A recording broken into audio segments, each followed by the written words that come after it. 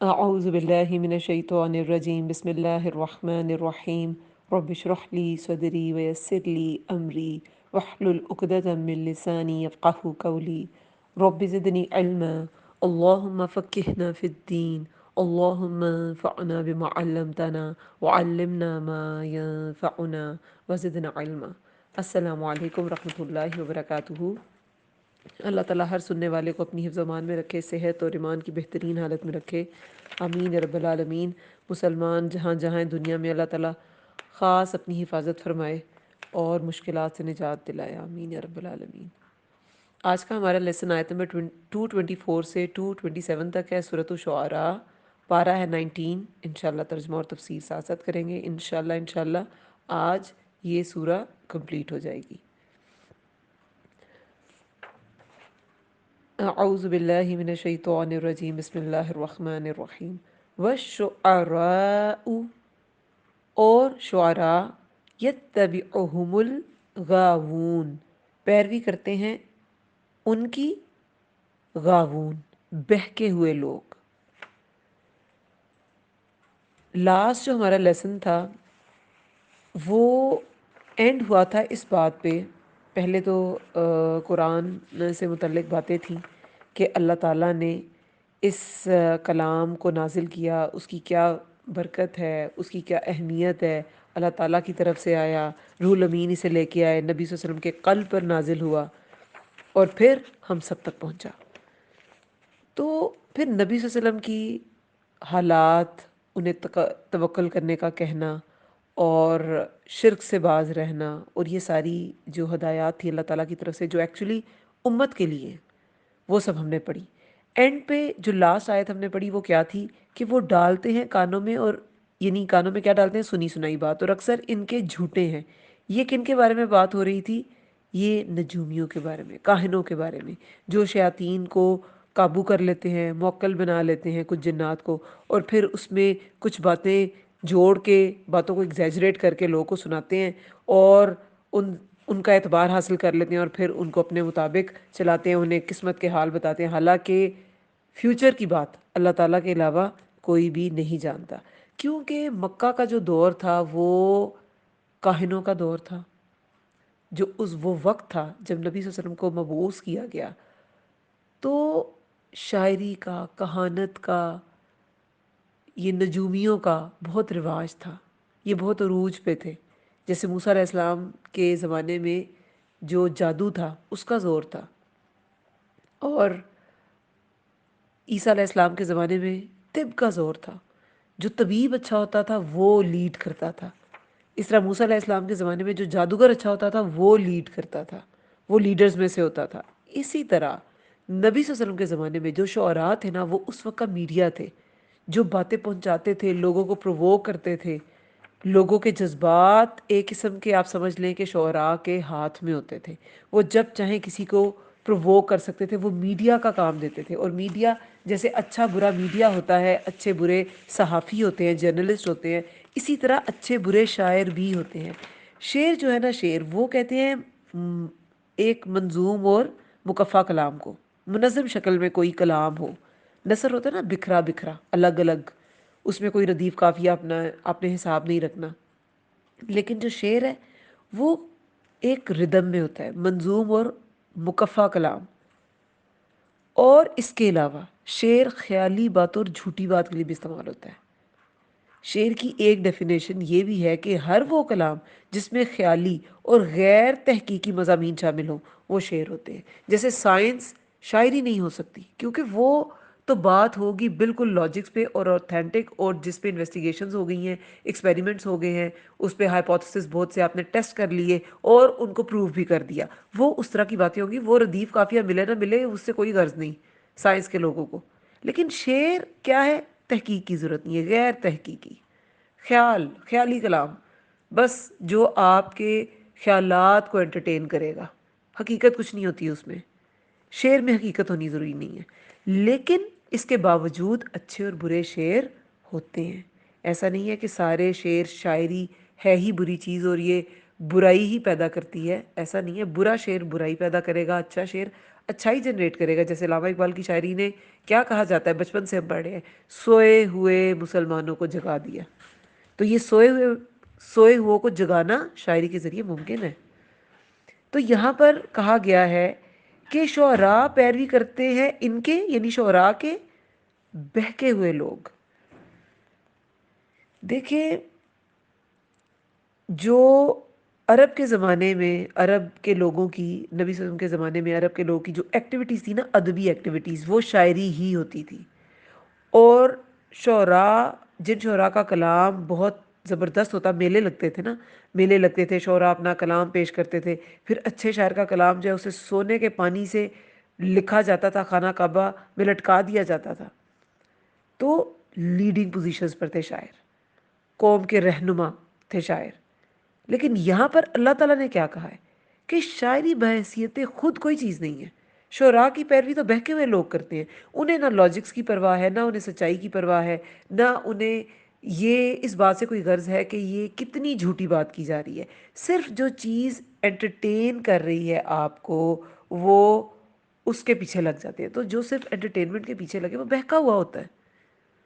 جو حقیقت پرست انسان ہے وہ کسی چیز، کسی ان لاجیکل چیز کو، کسی غیر تحقیقی چیز کو کبھی بھی اپناتا نہیں ہے۔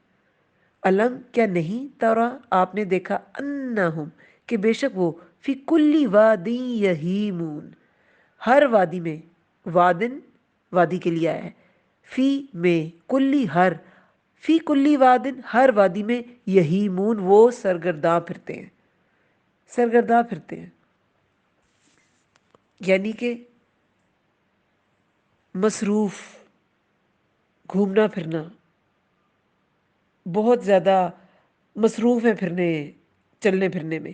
یہاں جو وادی ہے نا، اس سے مراد مختلف شاعری کی اقسام ہے۔ جیسے حجف، آج ابھی انشاءاللہ اس کے بارے میں بھی پڑھیں گے، حجف ہوتا ہے کسی کے کرٹیسزم کا جواب اسی طرح کے الفاظ میں، طنز کا جواب اسی طرح دینا، یا طنزیہ انداز میں شاعری کرنا، کسی کی انسلٹ کرنا، وہ ہوتی ہے حجف۔ اسی طرح قصیدہ ہوتا ہے، وہ تعریف ہوتی ہے۔ مرثیہ ہوتا ہے کسی کی موت پہ، وہ ہوتے ہیں غزلیں ہوتی ہیں جس میں کسی کے حسن کی اور عشق کی باتیں، اس طرح کی جو چیزیں ہیں، اور حسن کی تعریف ہے، وہ غزلیہ اشعار، اس کا ردیف قافیہ بڑا ملا جلا، ملتا جلتا ہوتا ہے، اور اس طرح۔ اور نظمیں بھی ہوتی ہیں، نظموں کی بہت سی اقسام ہیں، آزاد نظمیں ہیں، اور کافی ساری ہیں، مطلب نظموں کی تو کافی ساری ٹائپس ہیں، کچھ بند کی فارم میں، کچھ شعروں کی فارم میں، اس طرح۔ تو یہاں پر کہا جا رہا ہے کہ کیا آپ نے نہیں دیکھا کہ بے شک وہ ہر وادی میں سرگرداں پھرتے، یعنی کہ وہ ہر ٹائپ، جو ٹائپ مل جائے، جب ان کا جو دل چاہے وہ کسی بھی ٹائپ میں چلے جاتے ہیں اور اسی میں اپنا فن ظاہر کرنا شروع کر دیتے ہیں۔ اب اس سے یہ بھی ایک مطلب سامنے آتا ہے کہ وہ اپنی مرضی کی چیزوں کو ڈھونڈنے کے لیے، ان کو سرچ کرنے کے لیے، کبھی موسم میں غرق ہو گئے، کبھی کسی پھول کو دیکھ رہے ہیں تو دیکھتے ہی رہ گئے، یعنی کہ ہر جگہ بھٹکنا، یہ جو بھٹکنا ہے نا، یہی مون، سرگرداں پھرتے ہیں، اور آگے بھٹکنے کا بھی تذکرہ آئے گا۔ تو یعنی اس کا مطلب یہ ہے کہ وہ بے مقصد ہوتے ہیں، اس کا یہی مطلب ہے نا کہ شاعر ہر وادی میں بھٹکتے ہیں۔ تو بامقصد انسان تو ہر جگہ نہیں جا سکتا، وہ تو جہاں اس کا مقصد پورا ہوگا وہیں جائے گا۔ تو وہ بھٹکتے پھرتے ہیں یا سرگرداں رہتے ہیں، یعنی کہ ان کا ایم لیس ہے وہ۔ لیکن نبی صلی اللہ علیہ وسلم تو مقصد کے ساتھ کسی بھی جگہ جاتے تھے، تبلیغ کرتے تھے، وہ بھی ایک مقصد تھا۔ پھر شاعر کیا کرتے ہیں، وہ باتیں کرتے ہیں جو پاسبل ہی نہیں ہے، مگر نبی صلی اللہ علیہ وسلم تو لوگوں کو بالکل اوتھینٹک سچی بات بتاتے تھے، سچ بتاتے تھے، اللہ کی ذات سے متعارف کراتے تھے، اللہ کی وحدانیت، اللہ کی حقیقت سب سے بڑا سچ ہے اس دنیا کا۔ پھر اپنا دنیا میں بھیجے جانے کا مقصد، اپنی بعثت کا مقصد، انسان کا دنیا میں آنے کا مقصد، نبی صلی اللہ علیہ وسلم کا مقصد تو جھوٹ سے نکالنا تھا، جو بھٹکتا پھر رہا ہے اس کو اس گمراہی سے نکالنا تھا، لوگوں کی اصلاح کرنا تھا۔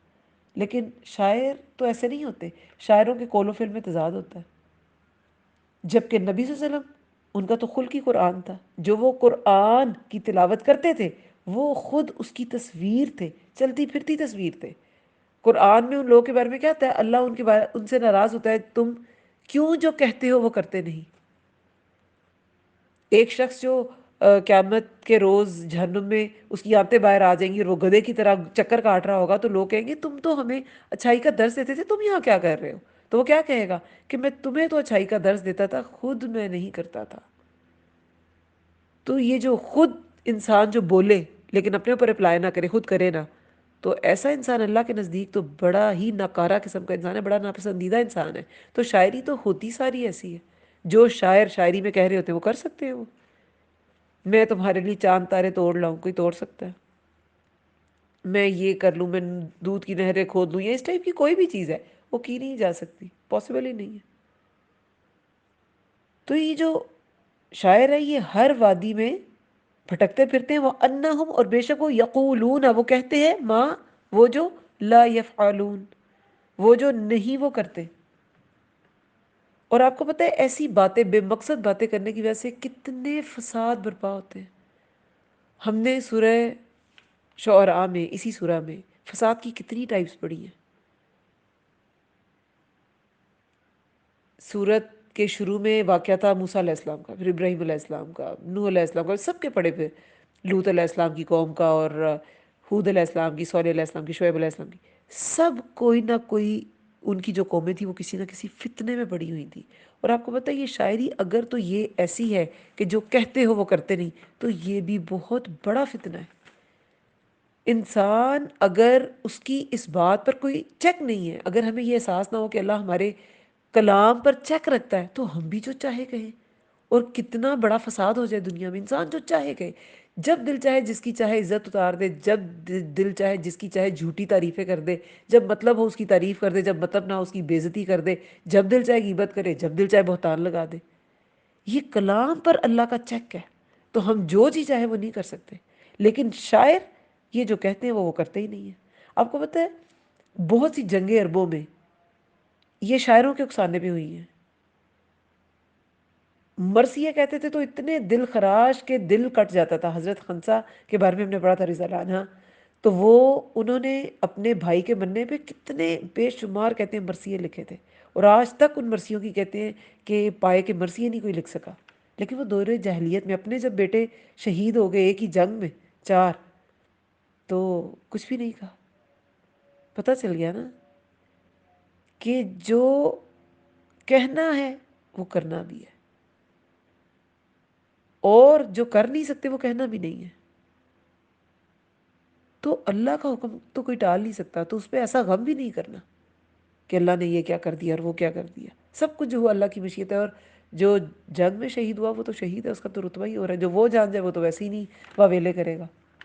بہرحال عربوں میں جو بنو بکر اور تغلب میں جنگ ہوئی، دونوں جو قبائل میں جنگ تھی، اس کو بھڑکانے میں بھی کہتے ہیں ایک مشہور شاعر تھا محل ہل، اس کا بڑا رول تھا، اور یہ جنگ 50 سال چلی، 50 سال، 50 ایئرز وہ جاری رہی۔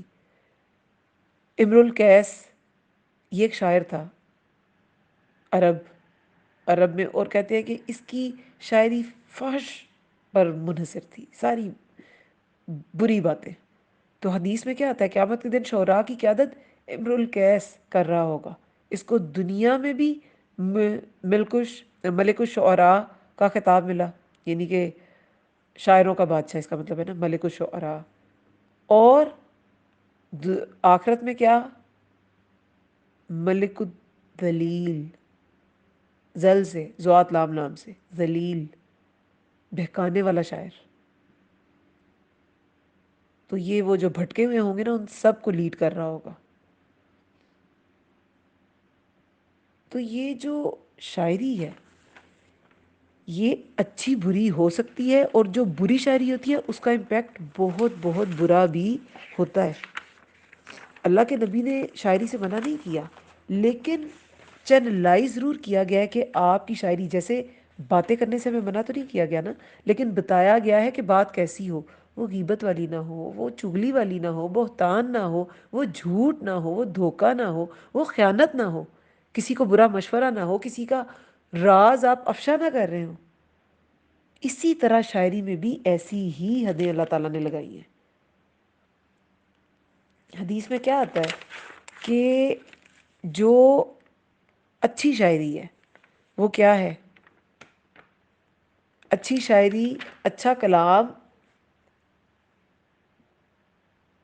ایگزیکٹ جو حدیث ہے وہ یہ ہے کہ شعر کا حسن کلام کے حسن کی طرح ہے، اور اس کی قباحت کبھی کلام کی طرح ہے. یعنی کہ اسے کیا سمجھ آئی کہ اگر اچھا شعر ہے تو وہ اچھے کلام کی طرح ہے، برا شعر ہے تو وہ بری بات کی طرح ہے. جیسے اچھی بات صدقہ ہے، نیکی ہے، اس طرح اچھا شعر بھی صدقہ ہے اگر وہ کسی کا دل بدل دے. اسی طرح بری بات اگر وہ برائی پیدا کر رہی ہے تو پھر اس کا امپیکٹ، اس کا گناہ وہی ہے جو بری بات کہنے کا ہے. برے شعر کا، برا شعر بری بات کی طرح برا امپیکٹ پیدا کرتا ہے نا. حدیث میں کیا آتا ہے؟ شعروں میں سے بعض شعر حکمت پر مبنی ہوتے ہیں. یعنی کچھ شعر جو ہوتے ہیں، اب آپ علامہ اقبال کی شاعری دیکھیں تو وہ آپ کو کچھ شعر تو بالکل ایسے لگتے ہیں کسی آیت کی تفسیر ہوتی ہے، کہ کسی آیت کو الیبوریٹ کر رکھا ہے. بہت سے شعر ایسے ہیں علامہ اقبال کے. تو ایسا شعر جو آپ کے مائنڈ کو سٹر کرے اور آپ کے پازیٹیو خیالات اس میں ڈالے اور آپ کو جگائے، آپ کو غفلت کی نیند سے جگا دے، تو وہ شعر جو ہے وہ نیکی ہے. لیکن اگر نہیں تو پھر وہ کیا ہے؟ وہ پھر گناہ ہے. آپ صلی اللہ علیہ وسلم جب بات کہتے تھے تو وہ کیسی بات کہتے تھے؟ بالکل سچ پر مبنی. وہ شعر و شاعری نہیں کرتے تھے. سورہ حقہ میں کیا آتا ہے؟ آیت نمبر 40 میں، 40 سے 45 میں یہی بات کی گئی ہے. آیت نمبر 40 میں آتا ہے کہ انہو لقول رسول کریم، یہ بلا شبہ، یہ بے شک یہ رسول کریم کا قول ہے. ادھر یہ کیا ہے؟ قرآن. یہ رسول کریم یہاں پر جبریل کے لیے آیا ہے. رسول رسال کرنے والے کو بھی کہتے ہیں نا، پیغام پہنچانے والے کو. تو اس کا قول ہے. وما ہوا بقول شاعر، اور یہ کسی شاعر کا قول نہیں. نبی صلی اللہ علیہ وسلم کو شاعر کہا جاتا تھا نا. قلیلا ما تؤمنون، تم کم ہی مان لاتے ہو. اور نہ یہ کسی کاہن کا قول ہے، تم کم ہی نصیحت پکڑتے ہو. یہ تو رب العالمین کی طرف سے نازل شدہ ہے. اور اگر یہ ہم پر کوئی بات گھڑ کر لگاتا تو یقیناً ہم اس کا دایاں ہاتھ پکڑ لیتے، پھر البتہ ہم اس کی شہرک کاٹ ڈالتے. استغفر اللہ ربی من کل ذنب. یہ نبی صلی اللہ علیہ وسلم کے لیے کہا جا رہا ہے، حالانکہ یہ پاسبل نہیں تھا. لیکن یہ اس بات کی سخت ترین تردید ہے کہ اس کلام میں کسی انسان کی بات شامل نہیں ہو سکتی. اگر یہ خود سے کچھ گھڑ لاتے، حالانکہ یہ پاسبل ہی نہیں تھا، یہ لوگوں کو تنبیہ کی جا رہی ہے، تو ہم ان کی شہرت کاٹ لیتے تھے. نعوذ باللہ. اللہ تعالیٰ ہم پر رحم فرمائے. رسول اکرم صلی اللہ علیہ وسلم امام الانبیاء کے بارے میں اللہ نے اس کلام کی حقانیت بیان کرنے کے لیے کیسے کیسے تنبیہی انداز اپنایا. تو ہم اس کی جیسی جی چاہے تفسیریں نہیں کر سکتے. یہ کلام اللہ کا کلام ہے. سب سے زیادہ امانت دار دل پہ اترا، روح الامین لے کے اترے. یہ شاعری نہیں ہے. سورہ یاسین میں بھی ایسے ہی ہے. اس کی 69 آیت آپ دیکھیں تو اس میں بھی ایسی ہے کہ یہ قرآن شعر و شاعری نہیں ہے. لیکن اب یہ شعر و شاعری نہیں ہے، یہ کافروں کی طرح اس میں وہ ویسی بات نہیں ہے کہ جو پریکٹیکل نہ ہو. جو بات کر رہے ہیں وہ کی نہ جا سکتی ہو، جیسے کہ شاعر جو بات کہتے ہیں وہ کرتے نہیں ہیں. لیکن کچھ شعر ایسے ہیں جو اللہ تعالیٰ پسند فرماتے ہیں. اللہ تعالیٰ ایسی باتوں کو بھی پسند کرتے ہیں، اللہ کے رسول نے بھی ایسی باتوں کو پسند کیا. وہ کیا ہیں؟ اچھے شاعر کیسے ہوتے ہیں؟ الا الذین، سوائے ان لوگوں کے. یعنی کہ باقی جو ہیں وہ تو ایسے ہی ہیں کہ وہ بھٹکتے پھرتے ہیں اور ان کی پیروی بھی بھٹکتے ہوئے لوگ ہی کرتے ہیں، بھٹکے ہوئے گمراہ لوگ کرتے ہیں. لیکن کچھ لوگ اس سے ایگزیمپٹڈ ہیں، سوائے ان کے جو. اب یہ ایگزیمپٹڈ لوگ کون سے ہیں؟ آمنو، جو ایمان لائے، وعملوا الصالحات، اور انہوں نے عمل کیے نیک، وذکروا اللہ، اور انہوں نے یاد کیا اللہ کو، کثیرا وانتصروا، بکثرت، اور انہوں نے بدلہ لیا، من بعد اس کے ما ظلموا، جو وہ ظلم کیے گئے. وَسَيَعْلَمُ، اور ان قریب جان لیں گے، الذین، وَسَيَعْلَمُ الَّذِينَ، اور ان قریب جان لیں گے وہ جنہوں نے ظلموا، ظلم کیا، ایّ، کون سی، منقلب ینقلبون، لوٹنے کی جگہ وہ لوٹیں گے، یعنی کہ ان کا ٹھکانہ کیا ہے، یہ جو ظلم کر رہے ہیں نا یہ آخر جان جائیں گے ان کا ٹھکانہ کیا ہے۔ اب اس سے کیا سمجھ میں آیا؟ کچھ شاعر یہ جو پہلے بیان کی گئی اس کیٹیگری سے باہر ہیں، اور ان کی شرائط بتا دی گئی، وہ ایمان لائے، انہوں نے نیک عمل کیے، ایمان بھی لائے اور عمل صالح بھی ہو، یعنی کہ خالص اللہ کے لیے عمل ہو اور سنت کے مطابق ہو، اس کے ساتھ ساتھ، اور ایمان لانا ضروری ہے۔ آپ اچھی اچھی باتیں کریں لیکن ایمان پیچھے نہیں ہے تو وہ آپ کو آخرت میں ایسی بات فائدہ نہیں دے گی، اور وہ لوگ اس کیٹیگری میں نہیں آتے۔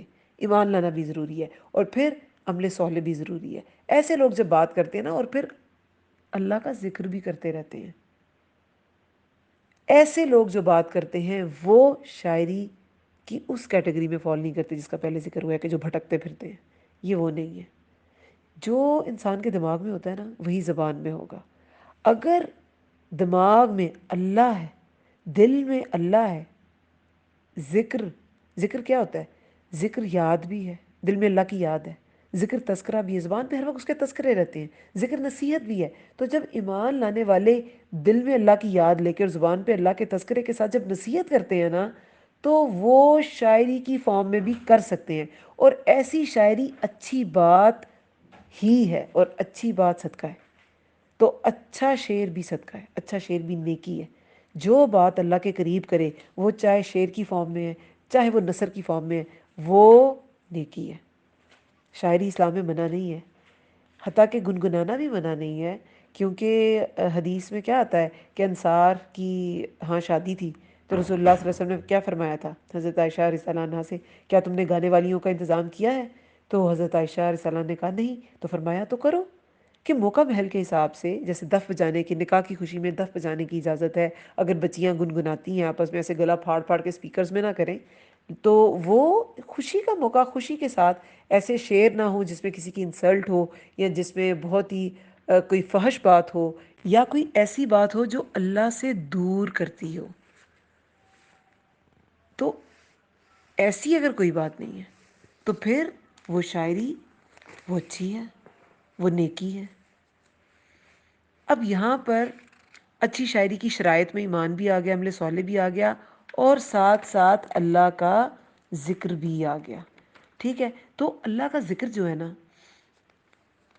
اس میں ایک تو یہ آتا ہے کہ وہ اللہ کے قریب کرنے والا کلام ہو، پھر وہ شاعری جو ہے وہ نیکی ہے، اور دوسری یہ بھی بات ہے کہ شاعری میں ایسا جیسے شعر لکھ رہے ہیں چاہے اس میں آپ اچھی باتیں ہی لکھ رہے ہیں، لیکن ایسا غرق نہیں ہو جانا کہ اللہ کا ذکر بھول جائیں۔ اب یہ کون سا ذکر بھول جائیں؟ وہ بھی تو ہم اللہ کی باتیں کہہ رہے ہیں۔ مثلا قرآن میں کیا کہا گیا؟ نماز قائم کرو میرے ذکر کے لیے، لی ذکری، تو شاعری کرتے ہوئے نمازیں قضا ہو رہی ہیں، آخری وقت آ گیا نماز کا، قرآن کا سبق اگنور ہو رہا ہے، جو ڈیلی کا لیسن آپ پڑھتے ہیں وہ اگنور ہو رہا ہے، اس کی درس و تدریس کا کوئی سلسلہ ہے جیسے اس گروپ کے لوگ الحمدللہ پڑھتے ہیں وہ آپ بھول رہے ہیں، تو پھر وہ ٹھیک نہیں ہے۔ وہ اللہ کی یاد سے غافل نہ کرے، یہ جو ہمارے ڈیلی کا جو کنیکشن ہے قرآن کے ساتھ، اس دین کے ساتھ، وہ بھی ڈسٹرب نہ ہو، چاہے آپ اچھی باتیں کر رہے ہیں، یہ بات اس میں آتی ہے۔ دیکھیں حضرت ابو سعید خدری کی روایت ہے کہ ہم رسول اللہ صلی اللہ علیہ وسلم کے ساتھ کوہ ارج میں چل رہے تھے کہ اچانک کوئی شخص گاتا سامنے آیا، تو رسول اللہ نے فرمایا شیطان کو پکڑ لو، اگر کسی جوف، جوف کیا ہوتا ہے؟ پیٹ کے اندر پیپ لہو بھرا ہوا ہو، اس سے بہتر ہے کہ اس کے اندر شیر بھرے ہوئے ہوں۔ یہ کون سے شیر ہیں؟ یہ وہی شیر ہیں جو انسان کو اللہ کے ذکر سے ہٹا دیتے ہیں۔ امام بخاری کہتے ہیں کہ میرے نزدیک اس کا مطلب یہ ہے کہ شیر جب ذکر اللہ، اللہ کے ذکر اور قرآن اور علم کے اشتغال، یعنی کہ علم میں مشغولیت جو انسان کی ہوتی ہے نا وہ، اور علم کے اشتغال پر غالب آ جائے، اس کے بارے میں بات ہے۔ شعر جب ذکر اللہ، اللہ کے ذکر، قرآن اور علم کے اشتغال پر غالب آ جائے تو پھر ایسے شعر سے پیپ بھرنا بہتر ہے، ایسے شعر سے پیٹ بھرنے سے پیپ سے پیٹ بھرنا بہتر ہے۔ عمر بن خطاب رضی اللہ عنہ نے اپنے گورنر عدی بن نزلہ کو ان کے عہدے سے برخاست کر دیا تھا کہ وہ فحش اشعار کہتے تھے۔ حضرت عمر بن عبدالعزیز نے اپنے دور خلافت میں عمر ابن ربیعہ اور ابوالعاص کو اسی جرم میں جلا وطن کرنے کا حکم دیا تھا۔ پھر عمر ابن ربیعہ جو تھے انہوں نے توبہ کر لی تھی اور پھر ان کی توبہ قبول کر لی گئی تھی۔ خلفاء راشدین کے زمانے میں بری شاعری پر بری سزائیں دی گئی ہیں، ملک سے باہر نکالا گیا ہے، گورنری سے برطرف کیا گیا ہے۔ تو ایسی شاعری جو ہے نا، جو انسان کو اپنے مقصد سے ہٹاتی ہے اور دین سے دور کرتی ہے، اللہ سے دور کرتی ہے، وہ اس کی سزا بری بات کی طرح اور برے فعل کی طرح ہی ہے۔ حدیث میں کیا آتا ہے؟ اور بے شک بعض کلام جادو کا اثر رکھتے ہیں۔ یہ بھی حدیث میں آتا ہے کہ انتہائی مبالغہ کرنے والے غارت ہو گئے۔ مبالغہ کیا ہوتا ہے؟ بالکل غلط باتیں جوڑتے جانا، ایگزیجریٹ کر دینا، چیزوں کو بڑھا چڑھا کے پیش کر دینا، ہے ہی نہیں اس کی وہ حقیقت جو آپ پیش کر دیں جسے۔ حدیث میں آتا ہے مجھے سب سے زیادہ پیارے اور قیامت کے دن سب سے زیادہ میرے مقرب تم میں سے وہ لوگ ہوں گے جن کے اخلاق سب سے اچھے ہوں گے، اور میرے لیے سب سے زیادہ قابل نفرت اور قیامت کے دن سب سے دور تم میں سے وہ لوگ ہوں گے جن کے اخلاق برے ہوں گے، فضول باتیں کرنے والے ہوں گے۔ دیکھیں اب یہ نوٹ کر لیں، جن کے اخلاق برے ہوں گے، سب سے دور وہ ہوں گے جن کے اخلاق برے ہوں گے، فضول باتیں کرنے والے ہوں گے، بنا بنا کر خلاف حقیقت کثیر کلام کرنے والے ہوں گے، یعنی کہ بے وجہ لمبی باتیں، خلق پھاڑ کر بغیر احتیاط کے کلام کو پھیلانے والے ہوں گے۔ بنا بنا کر تو شاعری آ گئی نا، کہ ہاں ہاں لمبی باتیں کی جا رہی ہیں اور بنا بنا کر رہے ہیں، شعر جوڑے جا رہے ہیں، اور ایک ہے کہ شعر نہیں بھی ہے لیکن آپ گلا پھاڑ پھاڑ کے، چاہے آپ ایک بھرے مجمع میں لاکھوں کو تقریر کر رہے ہیں لیکن اس کا مقصد ہی ایک فضول سی چیز ہے، جیسے گلا پھاڑ پھاڑ کے سانگز بول رہا ہے کوئی، یا گلا پھاڑ پھاڑ کے کوئی پولیٹیکل تقریر کر رہا ہے مگر اس کا کوئی مقصد نہیں ہے، وہ آپ کی عوام کو کوئی ہدایت نہیں پہنچ رہی، اسے کوئی رخ نظر نہیں آ رہا، وہ صرف آپ کوئی بہتان بازی کر رہے ہیں اور ایسے۔ تو یہ سب کچھ کیا ہے؟ یہ سب اللہ کو پسند نہیں ہے، اللہ کے نبی کو پسند نہیں ہے۔ حضرت جابر رضی اللہ عنہ سے روایت ہے کہ صحابہ نے عرض کیا کہ ہم سرساروں کو، یعنی کہ متشدقون کو تو جانتے ہیں، مگر یعنی کہ وہ گلا پھاڑ پھاڑ کے بولنے والے ہوتے ہیں نا متشدقون، لیکن یہ متفقہون کون ہے؟ تو فرمایا تکبر کرنے والے۔ جو انسان بہت بڑھ بڑھ کے باتیں کرتا ہے نا، دراصل اسے بہت کانفیڈنس ہوتا ہے کہ میں بڑی اچھی بات کر رہا ہوں، میں بڑا دل پسند انسان ہوں، اور ایسے لوگ دل پسند ہوتے بھی ہیں۔ دیکھیں کتنے سنگرز ہیں جو بہت دل پسند ہیں، لوگ انہیں فالو کر رہے ہوتے ہیں۔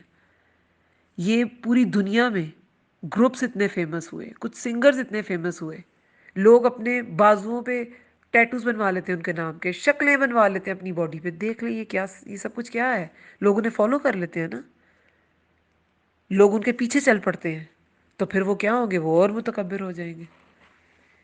اتنا بغیر کانفیڈنس کے انسان گلا پھاڑ پھاڑ کے بول ہی نہیں سکتا اتنے مجمع میں۔ یہ وہی کر سکتا ہے جسے یہ کانفیڈنس ہوتا ہے کہ میں بڑی زبردست بات کر رہا ہوں۔ جو اللہ کا کلام بولتے ہیں نا، انہیں بھی یہ کانفیڈنس ہوتا ہے کہ میں بالکل حق بول رہا ہوں، وہی ان کو بات کرنے کا حوصلہ دیتی ہے چیز، اللہ کا کلام۔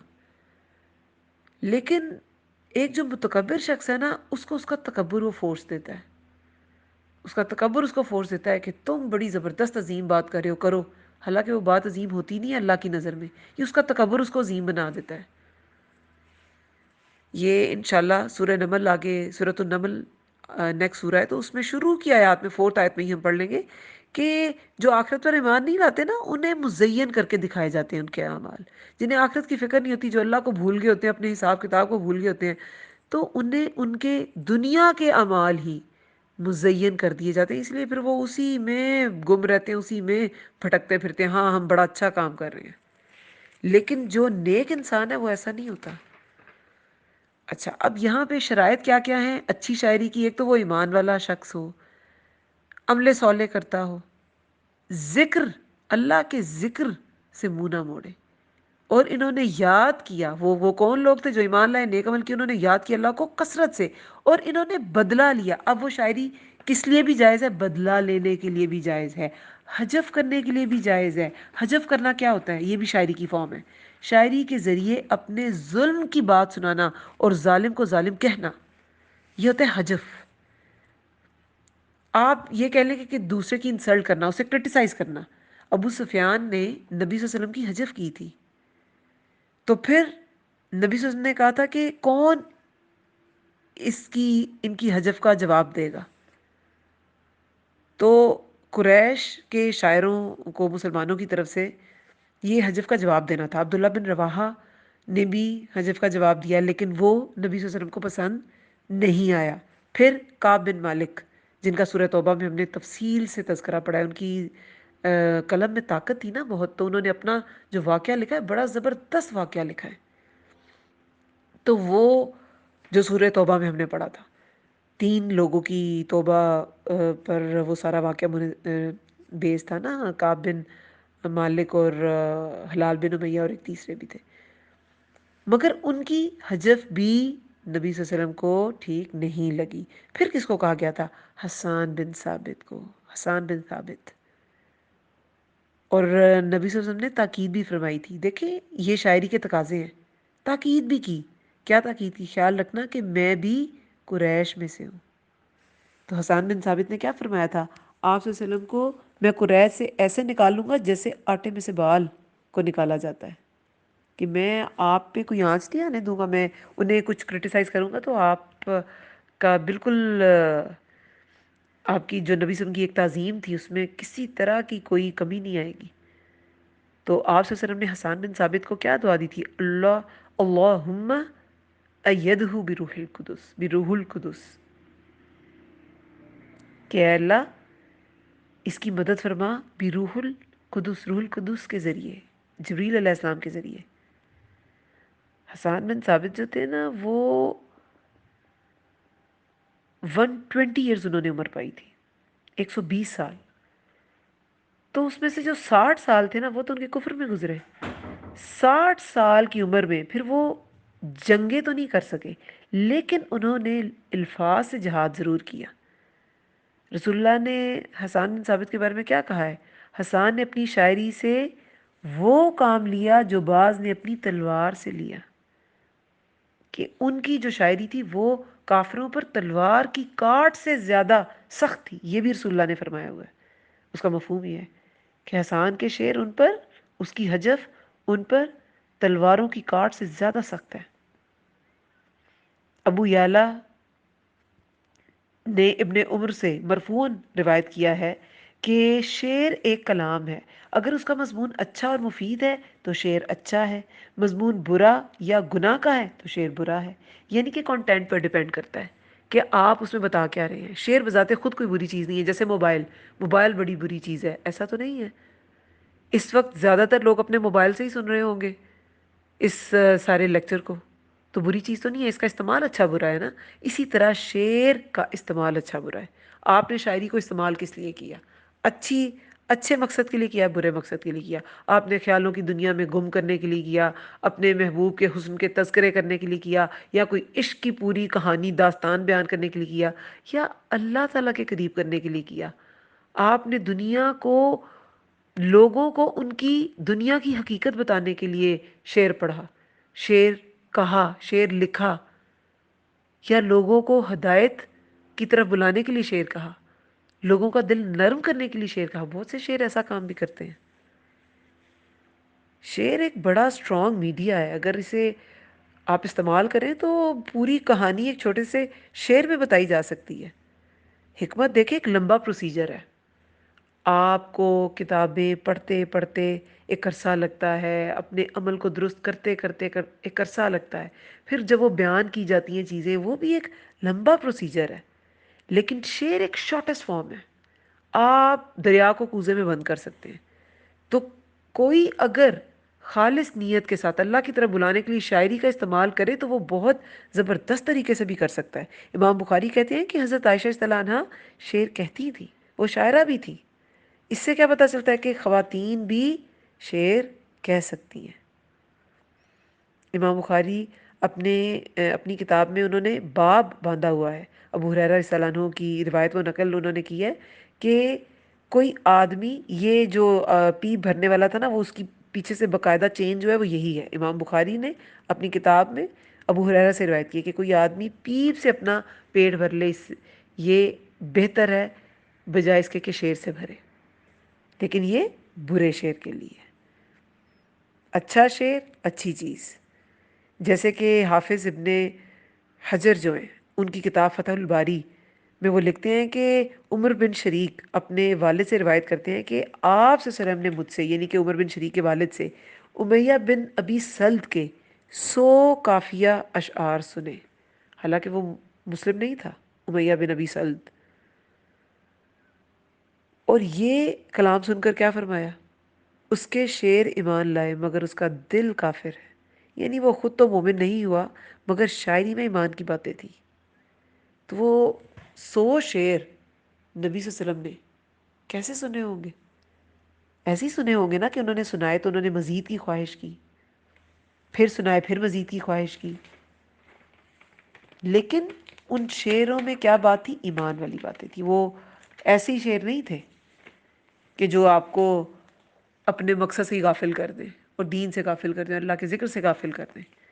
تو پھر شاعری اور شاعر کون سا اچھا ہے، کون سا اللہ تعالیٰ کے نزدیک پسندیدہ ہے؟ جو ایمان لائے، نیک عمل کرے، اللہ کی یاد سے غافل نہ ہو، تذکرہ کیا اس نے اللہ کا بکثرت، اور انہوں نے بدلہ لیا بعد اس کے۔ اور اگر آپ ظلم کا بدلہ لینے کے لیے بھی شعر کا سہارا لیتے ہیں تو وہ بھی ٹھیک ہے۔ اور یہ جو قریش کے شاعر ظلم کرتے تھے شاعری کے ذریعے، جیسے ابو سفیان نے نبی صلی اللہ علیہ وسلم کی حجب کی، تو ان کے لیے کیا کہا گیا ہے؟ وَسَيَعْلَمُ وَسَيَعْلَمُ، اور ان قریب جان لیں گے الذین ظلموا، وہ جنہوں نے ظلم کیا، ایا کون سی، منقلب ینقلبون، لوٹنے کی جگہ وہ لوٹیں گے، یعنی کہ جو ان کا انجام، لوٹنے کی جگہ کیا ہے؟ آپ کا انجام، جہاں وہ لوٹیں گے کہ وہ جان ہی لیں گے کہ یہ جو کرتے تھے اس کا انجام کیا تھا۔ ابھی تو بہت پھنے خاں بنے ہوئے ہیں نا، تو ان کو سمجھ آ جائے گی کہ ان کی باتوں کا، حرکتوں کا کیا انجام ہے۔ ولید بن مغیرہ کو لوگوں نے جب مشورے دیے تھے کہ ہم کیا کہہ کے لوگوں کو دور کریں نبی صلی اللہ علیہ وسلم سے، حج کے موسم میں یہ سب لوگ اکٹھے ہوں گے، اور اگر نبی صلی اللہ علیہ وسلم، کیونکہ لوگ بہت جمع ہوتے تھے تو بہت سے لوگ ایمان لانے کا انہیں خطرہ تھا کہ وہ نبی صلی اللہ علیہ وسلم پہ ایمان لے آئیں گے، تو کسی نے مشورہ دیا کہ ہم کہیں گے شاعر ہے، تو اس نے کیا کہا تھا؟ اس میں ان کی بات میں شاعر جیسی گنگناہٹ نہیں ہے۔ مجنون ہے، کہتے ہیں مجنون بھی ایسے نہیں ہوتے۔ جادوگر ہے، کہتے ہیں جادوگر بھی ایسے نہیں ہوتے۔ لیکن اینڈ پہ پھر کس بات پہ متفق ہوئے؟ ہاں یہ ٹھیک ہے کہ اس کے یہ ایسا کلام پڑتا ہے کہ گھروں میں پھوٹ ڈال دیتا ہے، باپ بیٹے سے اور بھائی بھائی سے اپنا رشتہ توڑ لیتا ہے۔ ہاں یہ ٹھیک ہے کہ کچھ نہ کچھ اس میں سے کیا کوئی نیگیٹو بات نکالتے تھے، حالانکہ وہ جانتے تھے کہ یہ نہ شاعری تھی، نہ ان کا اپنا کلام تھا، نہ وہ نعوذ باللہ مجنون تھے، نہ ساحر تھے، نہ جادوگر، کچھ بھی نہیں تھے۔ چلیں الحمدللہ، شاعری کے بارے میں بڑی امپورٹنٹ یہ باتیں تھیں جو جاننا ضروری ہیں۔ اللہ تعالیٰ نے کسی بھی میڈیا سے انسان کو روکا نہیں، لیکن صرف اس کو چینلائز کرنے کا کہا ہے کہ کس طرح استعمال کی جائیں چیزیں، کس طرح یہ جو ذرائع ہیں ان کو استعمال کیا جانا چاہیے۔ آج بھی جو موبائلز ہیں، ہر ہاتھ میں کیمرہ ہے، ہر ہاتھ میں سپیکر ہے، ہر ہاتھ میں مائک ہے، اس موبائل میں سب چیزیں ہیں، تو اس کا مس یوز نہیں کرنا۔ کوئی ایسی چیز نہ کیپچر کریں جو فساد کا باعث ہے، ایسی چیز نہ پلے کریں جو فساد کا باعث ہے، ایسی چیز اندر ریکارڈ نہ کریں جو فساد کا باعث ہے۔ تو اللہ تعالیٰ ہمیں ایسے تمام فساد سے بچا کے رکھے۔ اللہم انی اعوذ بک من سوء الفتن، اللہ تعالیٰ ہمیں فتن سے، فتنے کے دور سے، سارے فتنوں سے بچا کے رکھے، آمین یا رب العالمین۔ اللہم ارزقنی تفکرا وتدبر لما یتلوہ لسانی من کتابک والفہم لہ والمعرفۃ بمعانی والنظر فی عجائبی والعمل بذلک ما بقیت انک علی کل شیء قدیر۔ اے اللہ تیری زبان، اے اللہ تیری کتاب قرآن میں سے میری زبان جو پڑھتی ہے، اس میں مجھے تفکر، تدبر اور اس کی سمجھ عطا فرما، اور اس کے معنی اور عجائبات کی پہچان کروا، اور جب تک میں زندہ ہوں اس کے مطابق عمل کروں، بے شک تو ہر چیز پر قدرت رکھنے والا ہے، آمین یا رب العالمین۔ سبحانک اللہم و بحمدک، نشہد ان لا الہ الا انت، نستغفرک ونتوب الیک۔ السلام علیکم ورحمۃ اللہ وبرکاتہ۔